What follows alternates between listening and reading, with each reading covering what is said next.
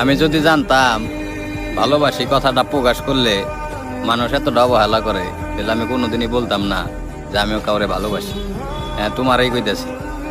আমি যদি জানতাম ভালোবাসি দেখে তুমি আমার এতটা অবহেলা করবা, তাহলে আমি তোমারও কোনোদিন কইতাম না যে আমি তোমারে ভালোবাসি। শোনো, আমি মনে করি একটা মানুষ আঘাত করলেও জুতাটা যদি বাড়িও দেয় বা একটা কুবও দেয়, তাও এতটা কষ্ট পায় না। কিন্তু মানুষ অবহেলাটা সহজে নিতে পারে না।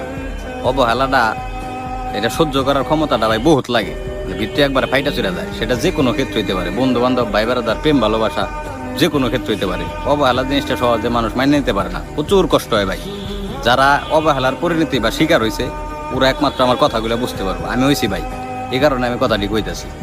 মনে করেন আপনার বন্ধু বা প্রেম ভালোবাসা মানে আগে একভাবে চলাফেরা করতো, এখন আরেকভাবে করে। আগে মনে করেন যে এক লগে বইতো, এখন আপনার দেখলে পাশ কাটাই যেতেছে।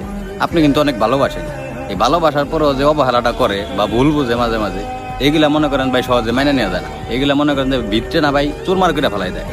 আর দিন তো ভাই মনে করেন যেমন তেমন, ওই দেখা গেছে যে ও চলে গেছে, আমিও চলে এলাম। অ্যাটিটিউড মানে রাগ তো সবারই আছে, মানে এরকম একটা অ্যাটিটিউড চলে আসে যে ও মুখ ঘুরাই নিলাম উনি মুখ।